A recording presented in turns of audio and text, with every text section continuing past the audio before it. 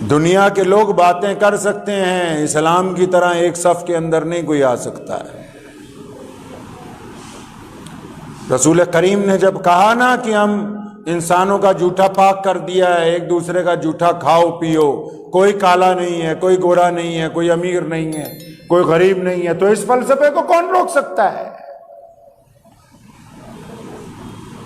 بہت سارے لوگوں نے الزام لگایا کہ اسلام تلوار کے زور سے پھیلا ہے، کہ ہمیں تلوار کے زور سے مسلمان کیا۔ ہمیں اگر کسی حکمران نے مسلمان کیا ہوتا تو اس ملک کو ہی دیکھو، اسلامی حکومت کہنے والوں کو گئے ہوئے یہاں سے 300 سال ہو گئے، 400 سال ہو گئے، ہم آج بھی چھاتی ٹھوک کے کہتے ہیں کہ ہم محمد الرسول اللہ کے غلام ہیں۔ اس وقت تلواروں سے اگر مسلمان ہوئے ہوتے تو آج تمہاری توپیں دیکھ کے اسلام کو چھوڑ نہ دیتے۔ نعرہ تکبیر، نعرہ تکبیر، اسلام ختم نبوت۔ اسلام کسی طاقت کی وجہ سے انسانوں میں نہیں پھیلتا ہے۔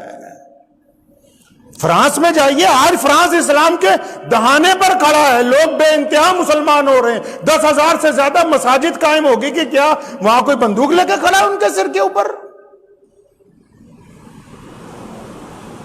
ملیشیا میں جب ہم پہلے دن گئے تو 2 آدمی تھے، رسول اللہ صلی اللہ علیہ وسلم کے دربار میں حاضر ہوئے، فرمایا یا رسول اللہ ملیشیا جانا ہے کاروبار کے لیے۔ رسول کریم نے کیا خوبصورت بات کی، فرمایا میرے صحابہ جب جاؤ گے کاروبار شروع کرو گے، لوگوں کے نفع کا کام کرنا ہے، اپنے نفع کا کام نہیں کرنا۔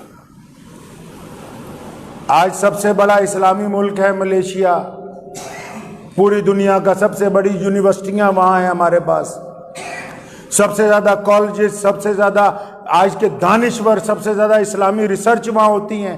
اور ان کو کوئی تلوار لے کے گیا نہیں، وہ جب 2 صحابہ گئے نا، انہوں نے جا کے جکارتا کی منڈی میں دکان کھول لی۔ اب جب دکان کھولی، جو بندہ مال لینے آتا ہے نا، اب کئیوں کو پتہ نہیں ہوتا، نیا نیا گھر بناتے ہیں، دکان چلاتے، جب مال لینے جاتے ہیں تو اکثر دکاندار ان کو رگڑ دیتے ہیں۔ اب ان کے پاس کوئی مال لینے آتا ہے، اپنی ضرورت کی بات کرتا ہے تو اسے پیار سے سمجھاتے ہیں کہ بھیا تو یہ جو 1,000 روپے خرچے گا فلاں تھان کے اوپر، یہ فلاں ٹکڑا لے جا، اس سے تیرا کام بھی بن جائے گا، 900 روپے بھی بچ جائیں گے۔ اب جب اس طریقے سے کام شروع کیا نا اور 5 وقت دکان بند ہونے لگی، کس لیے؟ نماز پڑھنے کے لیے۔ آہستہ آہستہ پوری منڈی میں مشہور ہو گیا، بھی 2 لوگ آئے ہوئے ہیں عرب کی زمین سے، 2 ایسے مسلمان آئے ہیں کہ جو اپنے فائدے سے زیادہ گاہک کے فائدے کی بات کرتے ہیں۔ لائنیں لگنے لگ پڑیں باہر، کاروبار بھی بڑھتا چلا گیا، لائنیں لگنے لگی، اور جب دکان بند ہوتی تھی نماز کے ٹائم تو لوگ ایک دوسرے کو پوچھتے تھے بھی یہ جاتے کہاں ہیں، وہ یہ کرتے کیا ہیں؟ آخر لوگوں نے مجبوراً پوچھنا شروع کر دیا کہ بھائی صاحب جاتے کہاں ہو تم؟ آج تو کئی ہمارے دکاندار نماز کے وقت اذان کے بعد سوچتے ہیں کہ کاروبار چلتا رہ جائے۔ اب ان 2 صحابہ نے لوگوں کو بتانا شروع کیا، جی ہم تو نماز پڑھتے ہیں، ہمارے رسول کریم نے کہا ایک اللہ کی عبادت کرو، رسول اللہ صلی اللہ علیہ وسلم نے کہا کہ ایک اللہ کی عبادت کے ساتھ تم نے لوگوں کا فائدہ کرنا ہے۔ آپ یقین مانیں کہ اس ایک منڈی کی دکان سے آج پوری دنیا کا سب سے بڑا ملک ہمارے دین کے متحد چلتا ہے۔ صحابہ کرام کے عمل نے بتا دیا کہ اسلام دلوں کو فتح کرنے کے لیے آیا ہے، زمینوں کو فتح کرنے نہیں آیا ہے۔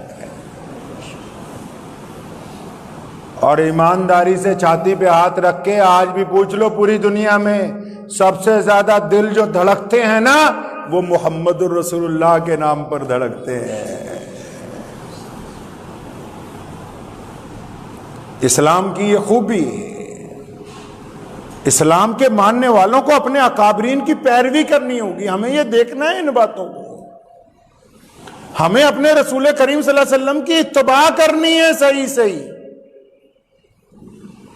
یاد رکھو ہمیشہ ایک بات، ہم ذاتی زندگی میں لوگوں نے زندگی کو بانٹا نا کئی طریقے سے. لوگوں نے کہا ایک ہوتی ہے ذاتی زندگی، ایک ہوتی ہے سیاسی زندگی، ایک ہوتی ہے کاروباری زندگی، ایک ہوتی ہے معاشرتی زندگی. میرے رسول کریم صلی اللہ علیہ وسلم نے پکڑ کے ساری زندگیوں کو ملا دیا. فرمایا زندگی ایک ہی ہوتی ہے جو دینی زندگی ہوتی ہے.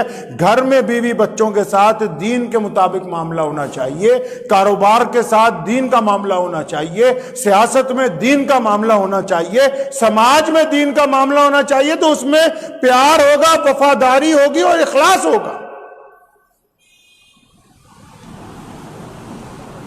اور اب بھی الحمدللہ آج کے دور میں بھی آپ دیکھیں کہ پوری دنیا میں روزانہ کتنے لوگ کلمہ لا الہ الا اللہ محمد رسول اللہ پڑھ کے مسلمان ہوتے ہیں، جبکہ روز ٹی وی چینل، روزانہ بے شمار یوٹیوب کے چینل لگے ہوئے ہیں دھڑا دھڑ کہ اسلام نے یہ کر دیا، مسلمانوں نے وہ کر دیا. لیکن جھوٹ کے پاؤں نہیں ہوتے. جب آپ زمین پر چلیں گے، زمین پر حقیقت حال کے ساتھ چلیں گے، آپ کا اخلاق کردار اچھا ہوگا تو لوگ کہنے کے لیے مجبور ہو جائیں گے کہ آپ صحیح ہیں. بس آخری بات ایک پلے سے باندھ لو، اسلام یہ نہیں چاہتا کہ آپ ہر ایک بندے کو مسلمان کریں. اسلام یہ نہیں چاہتا، یاد رکھیے گا بات میری. اسلام یہ چاہتا ہے کہ آپ کو دیکھ کر کوئی بندہ یہ نہ کہے کہ اسلام برا مذہب ہے. پلے باندھ لو. یہ کلہ مولویاں نے نہیں ٹھیکہ لیتا ہویا. اگر کوئی اور آدمی شراب پیے گا، بدماشی کرے گا، ٹھگی مارے گا اور اس کا نام عبد الرحمن ہوگا، محمد شفیع ہوگا، تو عبد الرحمن اور محمد شفیع کو کون جانتا ہے؟ جانتے تو لوگ محمد الرسول اللہ صلی اللہ علیہ وسلم کو ہے. ہمیں یہ عزت کس نے دی؟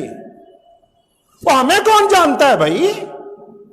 ہمیں تو یہ عزت محمد الرسول اللہ نے دی ہے نا. کہ اگر کوئی قریشی مسلمان نہ ہو، اگر کوئی انصاری مسلمان نہ ہو، کوئی پٹھان مسلمان نہ ہو، اگر کوئی سیفی مسلمان نہ ہو، تو کیا وہ عزت کے اس مقام تک پہنچ جائے گا جو اب اس کو ملی ہے؟ پہنچ سکتا ہے؟ نہیں پہنچ سکتا. یہ جو عزتیں ہم لیے پھرتے ہیں یہ رسول اللہ نے عطا کی. کس نے عطا کی ہیں جی؟ رسول اللہ نے عطا کی. تو صلی اللہ، اور زور سے کہو صلی اللہ، صلی اللہ، یہ رسول اللہ نے عطا کی ہے. اب کرنا یہ ہے کہ آپ جس دکان پر کام کرتے ہیں وہاں کبھی دھوکہ نہ ہو، اس کا مالک کبھی یہ نہ کہے کہ عبد الرحمن نے دھوکہ کیا ہے.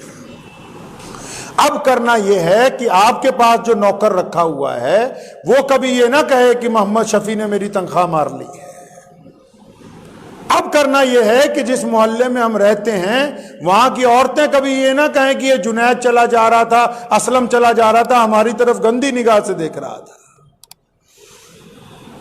اب کرنا یہ ہے کہ بازار کے اندر ہماری نگاہیں نیچی ہوں، دوسرے کی ماں بہن بیٹی کو اپنی ماں بہن بیٹی سمجھ کے عزت سے پیش آئیں. اب کرنا یہ ہے کہ دوسرے کے دل کو تکلیف نہ پہنچائیں.